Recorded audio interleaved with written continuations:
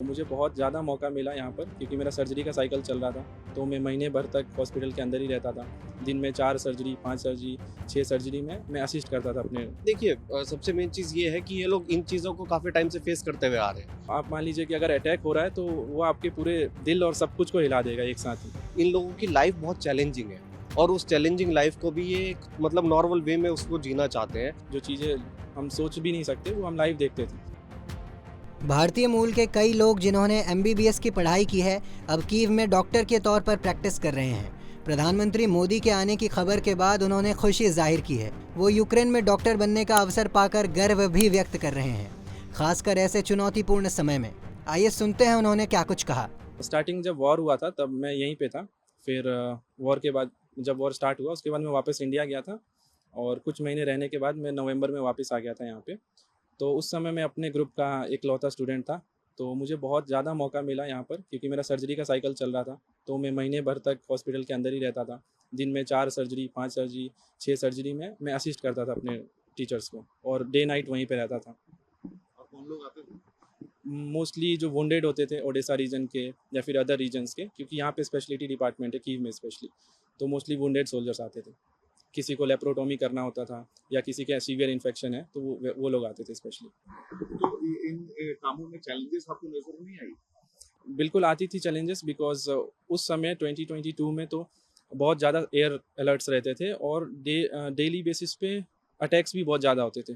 तो स्पेशली मैं भी हॉस्पिटल्स में इसलिए रहता था क्योंकि वहाँ सेफ़ था, वहाँ बंकर पहले से थे और अंडरग्राउंड मोस्टली जो डॉक्टर्स का रूम है तो अंडरग्राउंड था, तो इसीलिए मैं वहाँ पे रहता था। और रहता था चैलेंजेस, जैसे फूड का शॉर्टेज भी था तब, और साथ ही साथ डेली बेसिस पे जो अटैक्स हो रहे हैं, तो आप मान लीजिए कि अगर अटैक हो रहा है तो वो आपके पूरे दिल और सब कुछ को हिला देगा एक साथ ही। ठीक है, जैसे दिन में 4 बार 5 बार वो हम लाइव देखते थे। जो चीज़ें हम सोच भी नहीं सकते वो हम लाइव देखते थे। सामने हमारे जैसे रॉकेट्स आ रहे हैं, बैलिस्टिक मिसाइल या फिर शहीद ड्रोन आ रहे हैं, तो हमारे सामने फूटते थे।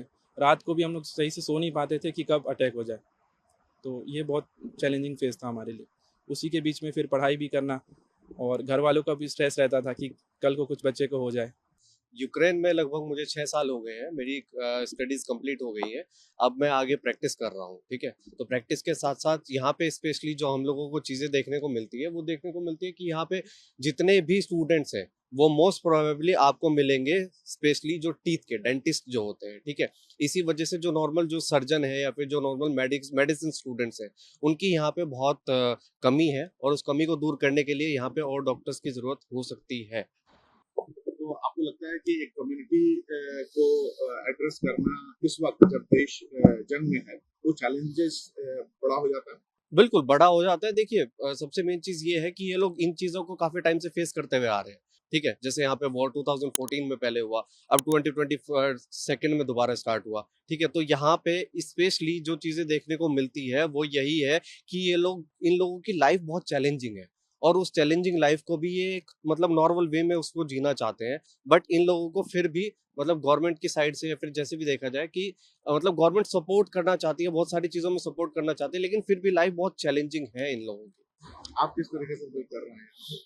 हम लोग जैसे ज़्यादातर कोशिश करते हैं, जैसे स्पेशली पहले तो मैं आपको बता दूं कि जैसे इंडियन स्पेशली 2020 सेकंड से पहले पहले यहाँ पे 18,000 स्टूडेंट्स थे, तो हम इनको इकोनॉमी भी सपोर्ट करते हैं इस कंट्री को काफ़ी स्पेस।